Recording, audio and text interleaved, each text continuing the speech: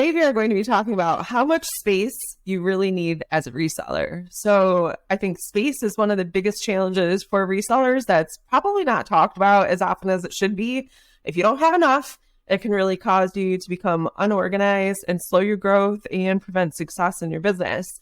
In fact, it can get overwhelming sometimes to the point where it causes people to just give up their business entirely. Today, we're going to talk about some tips that we have for you on how to, kind of reclaim your space, get more space, organize your space, all that good stuff. Yeah, I feel like when resellers start, obviously you're starting out of your home. So you have to start storing inventory somewhere. I mean, that's part of reselling, and you have to store your items. So it's going to probably be somewhere in your home, whether it's going to be your bedroom, a spare closet, in the garage. Maybe you're going to store on shelving in the garage or something like that. When I first started reselling, I was living in a 5-bedroom home. I had plenty of room. We did have roommates at the time, so some of the bedrooms were occupied, but we had one that left, so I was able to store stuff in that bedroom. And then we had 2 living spaces, and the front of the house nobody used. So I was able to kind of turn that into like my reselling room, which was amazing. There was so much space to begin with.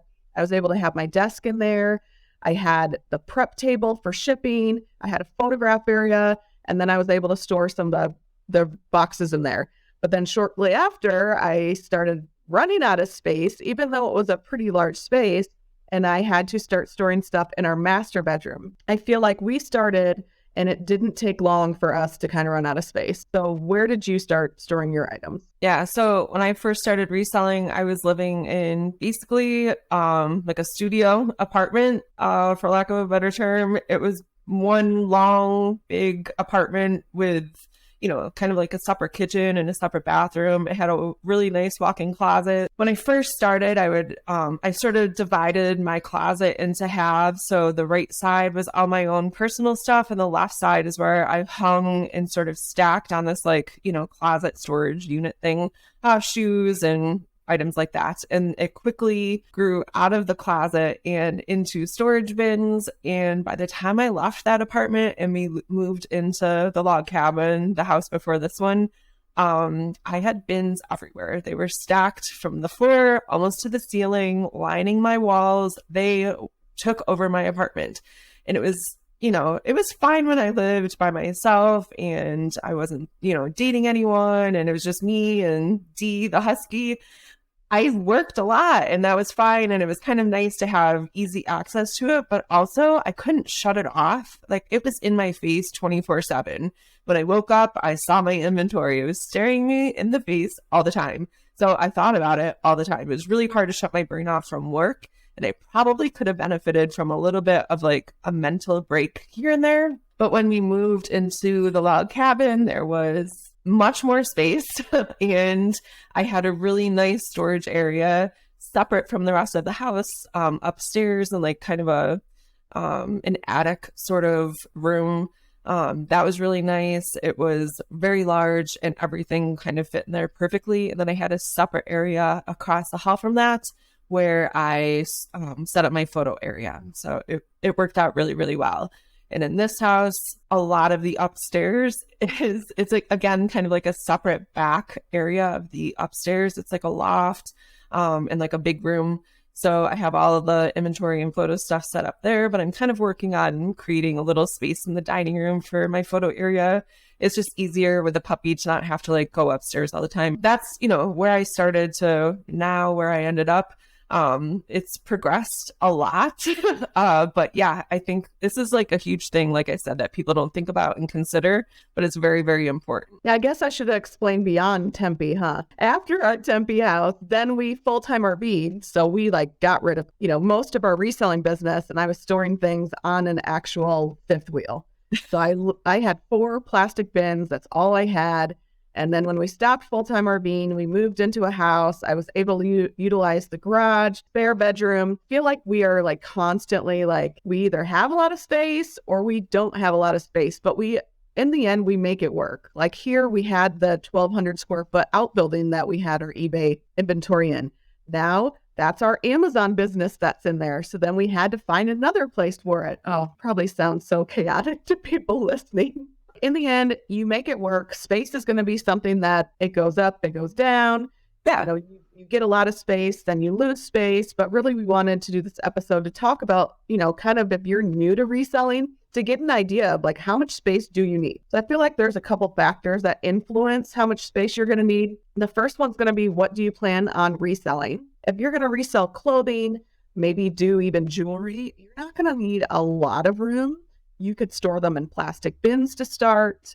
You're not going to need as much space as if somebody wants to maybe do electronics and they have keyboards and computers and some of the bigger items. Maybe you do small kitchen appliances. Maybe you found a bunch of toasters and food processors, coffee machines, air fryers, like those bigger items. You're going to need more room to store. So I think it really depends on what you plan on reselling. So if you're trying to decide as a new reseller and you've been thinking, what can I resell? Think about the space that you have. If you want to do the bigger items, do you have the room to store those items? So that is definitely one thing that influences it. Another one is going to be where you live. I mean, in my situation and, my reselling journey, 5-bedroom house, fifth wheel, 3-bedroom house, now a 2-bedroom house with a 1,200 square foot outbuilding, all that has influenced, how much space we actually utilize. You could live in an apartment, and maybe that apartment is only a 1-bedroom apartment. You are naturally not going to have as much space as somebody who lives in a house. My friend Patty, who lives in Vegas, you're listening, shout out to Patty. Love her, met her at reselling meetup there. She lives in a 2-bedroom condo. We cannot stay there because she's like, there is no room for you guys. Like literally, she's like, I have stuff everywhere. Her second bedroom's occupied. She said sometimes there's stuff on her kitchen counter. There's things on her couch. So she's not going to have as much space to store things as we would. I think that's pretty relatable though, as a reseller. It can get a little out of control. You know what I mean? Like that's how I felt when I lived in my apartment. And once I had a larger space, it was easier to kind of regain control. But I think we've all at one point experienced that sort of chaos and it overtaking our living quarters. Another thing to definitely think about, are you going to want to do full-time or part-time reselling? If you're going to do part-time, you might not need as much space as somebody who is going to be full-time, and that's going to be, how they make a living. Full-time resellers, I'm not saying that part-time resellers don't need a lot of space, but maybe you're going to start off part-time, and right now, as you're starting, you just don't need as much space as somebody else. And the last thing that might factor how much space you're going to need would be, do you want your reselling business to be where you live? If you like the separation of space, I know, Ashley, that's really important to you. For us, we have stuff scattered everywhere, and it's just the point where it is what it is, and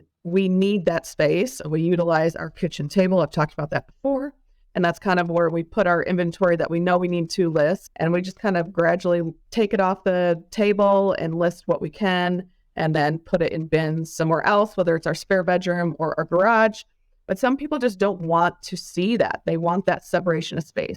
I think that's really important if maybe you have children, like not having your reselling inventory out for them to get into. They can't break anything. They can't hide anything. So if you don't want that there, then you're going to have to think of, where can I find other space outside of the house for reselling, which we'll kind of touch on in a few. So one thought that I just, that just kind of came to me that I don't think we've actually mentioned before. We keep talking about like a bin system and storing items in bins.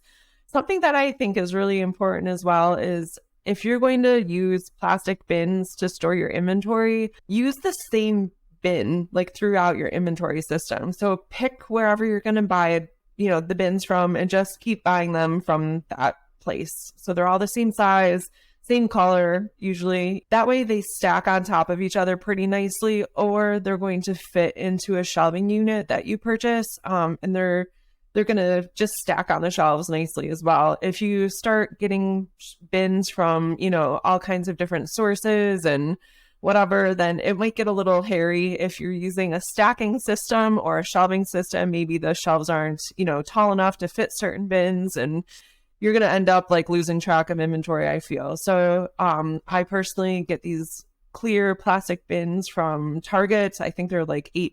Sometimes they're like 10 or 20% off. And that's just like what I've stuck with the entire time. My shelving units are from Home Depot. I think those run about like $100 or so a piece. I know what I can stack on those shelves, what'll fit, what won't fit. And I know just about how many articles of clothing will fit inside each bin, which I think is also kind of important to know. Yeah, that's a good point. That way you're maximizing the space that you have. You will know, like you said, how many clothing items you can fit. So then that way when you're listing, you're like, okay, when I go sourcing, I have that room to be able to buy all this product because I have the room to store it. So I think that's a really good point. We want to share some ideas for if you're thinking, well, I definitely don't have a lot of space, or I'm at that point with reselling where I'm running out of space. Now, what am I going to do? I've maximized. I've definitely done the plastic bins. It's very organized, but now I need more space. So here's some ideas if you do need more space. First one would be to declutter a closet or an area in your home. After RVing, we had nothing. And I was like, this is amazing. We have so much space in these houses because we don't have anything to begin with. We had to buy bathroom toiletries, and we had to buy, kitchen appliances or small appliances. Like we didn't even have a toaster. We didn't have certain things like that. Now we have closets and they're completely full. And I'm like, how in the world did we run out of space already? So we just accumulated stuff. So one thing you could do is go through a closet, get rid of some of the things that you don't need, maybe sell them. And that could give you an idea for a little bit more space in your home. Do you have an area in your bedroom that you're not using? I saw yesterday when I was looking on Amazon, they're almost like they're fabric boxes, but they're for storing clothing. And they fit underneath a bed. And I thought, well, that could be a really good way to utilize space. If you have a spare bedroom with a bed where you can put those underneath, it's not ideal, but these are just kind of creative ways if you're trying to find more space. But, if you sell clothing, you could buy the fabric boxes, put the clothing in there, maybe put a number on the outside or a letter so you know what's in there. So really kind of being creative with what you have right now if you're not ready to pay for additional storage. All right. So the next idea is to use your garage or basement if you're able to. You can use storage shelving to maximize your space or stack plastic bins. I would just be sure that your, garage or basement, wherever, you choose to put this stuff, your inventory is, pretty sealed off. Maybe like for me, that's not really an option. We live in like a really old house, and there's a lot of like different cracks and crevices in our garage that need to be sealed up. Actually, the entire garage needs to just be rebuilt. So that's not really an option for me. It gets insanely cold out there. So that might be a difficulty depending on what kind of items you're storing for reselling. So yeah, when you're using your garage, which when I first met Casey, he lived in a condo with an external garage, and his mom was moving from her house in Iowa, or his parents were, and she sent him a bunch of cardboard boxes with all of his childhood baseball cards and things like that. And in Arizona, we didn't even think about it, but we didn't put them up. They were on the ground, and that garage flooded. And all of those baseball cards were ruined. So if you are going to store things, and maybe you're going to store in, whether it's a plastic bin or a cardboard box, make sure that they're elevated so they don't get ruined, especially like in a basement. I didn't even think of a basement because we don't have basements out here in Arizona, but that would be a really good place. And I know when I lived in Illinois, our basement would flood all the time. We had the sump pump. So definitely think about if you're going to store items, especially like in a garage, make sure that none of your inventory can get ruined. And I think that's why people choose plastic bins, because then you can put the cover on them, seal them, and your inventory is protected a little bit more. Here was one of my thoughts for if you could store inventory, maybe build or buy a shed. I believe it's Commonwealth Picker. He has like a shed where he has all of his inventory and he does his YouTube videos from. If you don't know who he is, definitely check him out on YouTube. And if you have a shed or have the ability to build one or buy one, I know they have them already done at Home Depot, but that could be another place that you store things. Maybe you have an external storage in your house. We do. We have like a pool room that if we needed to, we could turn it into a place where it would serve as additional storage for us. All right. So the next idea that we had for you guys is to rent a storage unit, if it's possible for you to be able to do so. I, recommend, again, based on what you're selling, climate controlled units are amazing. It will be an expense that you have to take into consideration though, especially for those who live in small spaces or maybe, like people that live in New York City. Usually the apartments are a little bit smaller. The costs are going to vary based on where you live and the size of the storage unit and also if it is climate controlled or not. But one of the things that I was thinking about this is a lot of times if people are paying for something to use like an office or a storage unit and you're shelling out money for this, you're going to use it and you're going to maximize it to its fullest extent because we don't want to be wasteful. We don't want to waste our money. Just like, if I buy salad stuff for lunches for the week, I'm gonna eat salad because I don't want it to go to waste. I don't want to waste that money. I don't want the food to go bad. So if maybe you're the type of person that responds well to something like that, that might be a really good idea. Yeah, I want to say our friend Brad he had a storage unit. I'm not sure how big it was. It was maybe like 8 by 10 or 10 by 10. And he paid about $75. It was climate controlled. It was inside. It was easy for him to get to. He could park out in front. He could bring one of those like dollies and put his inventory on it and then bring it up there. It's going to be an expense if you're going to be renting a storage unit. But like you said, it might motivate you to work harder because you are going to use it because you're spending money on it. And then the last one we have for you guys is to use a prep center. The last two are definitely going to be more of an expense. So this is an option if you don't have space or time even to fulfill items. If you're unfamiliar with a prep center, some of them you can just ship your items to. They'll photograph, they'll list it for you, and they'll ship it for a fee, and it's usually per item. Or you would do the photographing, the listing, and then ship the product to them, and then when it sells, they would fulfill it. So we had on the podcast, she was our very first guest, Ashley from Revive Tribe. She was amazing. She talked about a consignment business model for reselling. And she uses eBliss, which is in Colorado. So that's how she actually fulfills because she does so much consignment. She doesn't have room to store it. And even though she's paying the fee per item, it's still very profitable and it helps her scale her reselling business. All right, guys, that's a wrap on today's episode. Thank you so much for listening to the Paycheck to Daycheck Reselling Podcast. Anything we mentioned in this episode will be linked down below in the show notes or description down below. Be sure to share this episode with anyone you think it will help and follow us on social media at P2D Podcast. Thanks again for listening. Keep working towards that Daycheck.